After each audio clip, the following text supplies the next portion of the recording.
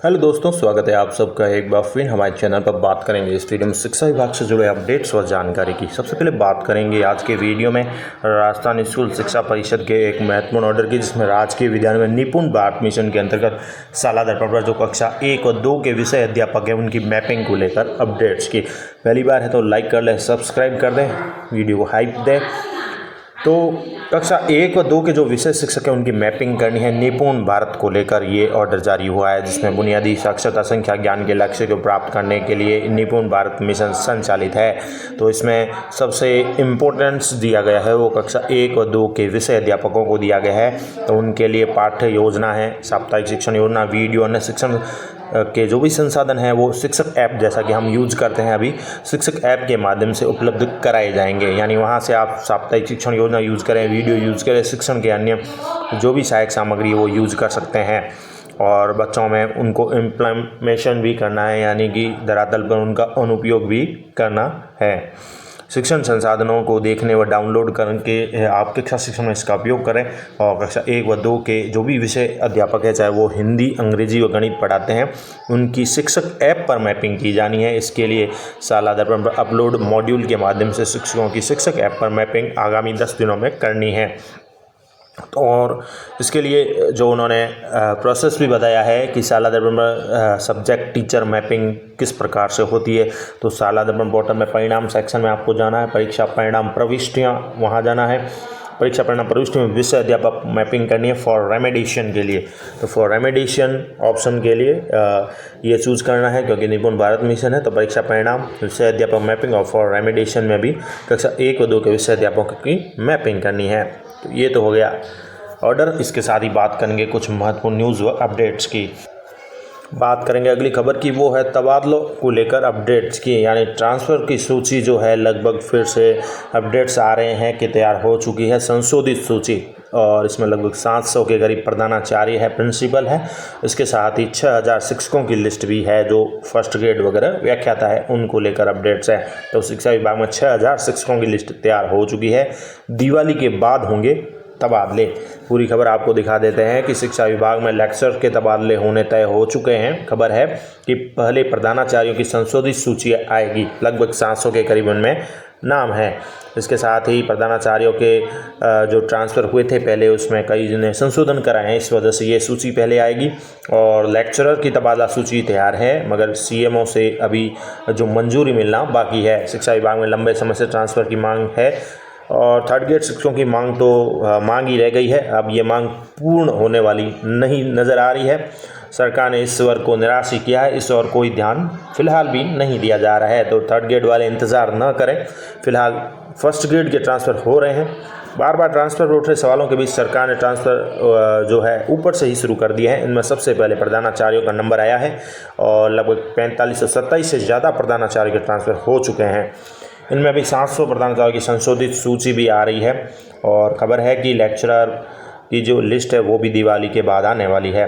सूची पहले भी तैयार थी, लगभग 2500 के करीब लेक्चरर का नाम इसमें बताया गया है। मगर प्रधानाचार्यों के ट्रांसफ़र, फिर वाइस प्रिंसिपल पदोन्नति के बाद अब लेक्चर ट्रांसफ़र की संख्या भी बढ़ गई है। ऐसे में करीब 6000 लेक्चरर के ट्रांसफ़र हो सकते हैं। तो ये बड़ी अपडेट रहेगी कि लेक्चरर जो हैं उनके ट्रांसफ़र हो पाएंगे। और इसमें 40,000 में बात करें तो 15,000 लेक्चर के पद रिक्त भी हैं। यानी अभी वर्तमान में कई जगह पद रिक्त भी चल रहे हैं लेक्चरर फर्स्ट ग्रेड व्याख्याताओं के। कार्यरत 40,000 लेक्चरर में अगर 6,000 के ट्रांसफ़र होते हैं तो औसत हर 3 स्कूल में से एक लेक्चर का ट्रांसफ़र हो सकता है। और प्रदेश में 19,000 स्कूल ऐसे हैं जहाँ लेक्चरर ही कार्यरत है। तो ये बड़ी संख्या होगी। अगर 40,000 में से 6,000 के ट्रांसफ़र किए जाएंगे लेक्चरर व्याख्याताओं के, तो हर 3 स्कूल में से एक लेक्चर का लगभग ट्रांसफ़र हो जाएगा। तो बड़े स्तर पर ये तबादले होंगे। और इसके साथ ही कई पदों पर संघ और भाजपा में टकराहट भी है। प्रधानाचार्यों के हुए ट्रांसफ़र के बाद कई जगह ऐसी खबरें आई है कि एक ही प्रधानाचार्य पद के लिए संघ की रिकमेंडेशन किसी और नाम की थी और वहां के विधायक ने अन्य नाम की सिफारिश कर दी। इसे संतुलन करने के लिए प्रधानाचार्यों की संशोधित सूची आने की उम्मीद है। और यही स्थिति लेक्चरर की है। यानी कुछ राजनीतिक और जो भी है उसकी वजह से भी ये माथापच्ची चल रही है। इस वजह से लिस्ट फाइनल होके फिर आएगी। अब तबादले राज्य सरकार का क्षेत्राधिकार है, सरकार के ऊपर है, सरकार ही करती है। सरकार से जो भी दिशा निर्देश मिलेंगे उस हिसाब से निर्णय लेंगे, ये कहना है निदेशक माध्यमिक शिक्षा सीताराम जाट का। तो तबादले होने वाले हैं, लेकिन फिलहाल जो है प्रधानाचार्य और लेक्चरर लेवल के ही होंगे। सेकंड ग्रेड वालों को भी अभी इंतज़ार है और थर्ड ग्रेड वाले तो लंबे समय से लगभग 10 साल हो गए इंतज़ार में ही है।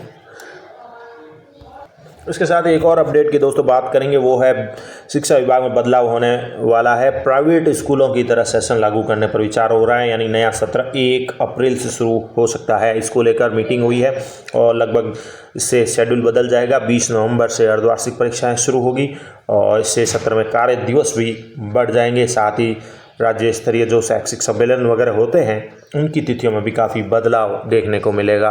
पूरी खबर आपको दिखा देते हैं। तो शिक्षा विभाग में जो है अगले साल 1 अप्रैल से नया सत्र आरंभ करने की जो है तैयारियां शुरू हो गई है। इसके लिए शिविरा पंचांग में भी संशोधन की तैयारी जारी है। बात करें तो नया शिक्षा सत्र जुलाई की जगह 1 अप्रैल से शुरू करने के लिए इस साल होने वाली अर्धवार्षिक परीक्षाओं में भी बदलाव किया जा सकता है। शिक्षा विभाग ने दिसंबर में प्रस्तावित अर्धवार्षिक परीक्षा को अब नवंबर में कराने का निर्णय किया है, जिससे 12 से 24 दिसंबर को प्रस्तावित अर्धवार्षिक परीक्षा अब 20 नवंबर से 2 दिसंबर के मध्य हो पाएगी। इसी संबंध में जल्द शिविरा पंचांग में संशोधन किया जाएगा और ऑर्डर भी जल्द आ सकता है।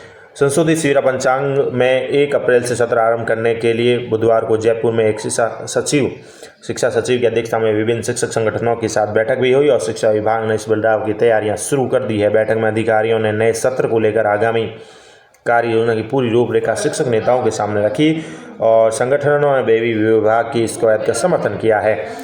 शैक्षिक सत्र में परिवर्तन से NEP 2020 के अनुरूप शिक्षण संभव हो पाएगा। इससे न केवल शिक्षण दिवसों की संख्या जो है 180 से बढ़कर 210 से 220 दिवस तक भी हो जाएगी। विद्यार्थियों को गुणवत्तापूर्ण शिक्षा के लिए अधिक समय मिलेगा और साथ ही CBSE के शैक्षणिक कैलेंडर के अकॉर्डिंग एकरूपता आएगी। विद्यालयों में नामांकन दर में वृद्धि की भी संभावना रहेगी।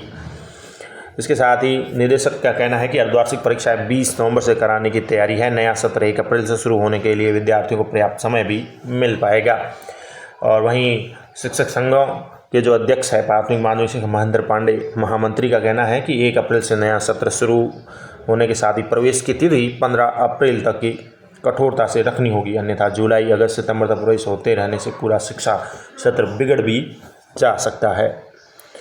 बात करें तो राज्य शैक्षिक सम्मेलन जो है इनकी तिथियों में बदलाव को लेकर अपडेट्स है कि नया सत्र 1 अप्रैल से शुरू होने के लिए वर्तमान सत्र के कई शैक्षिक कार्यक्रमों में भी बदलाव होगा।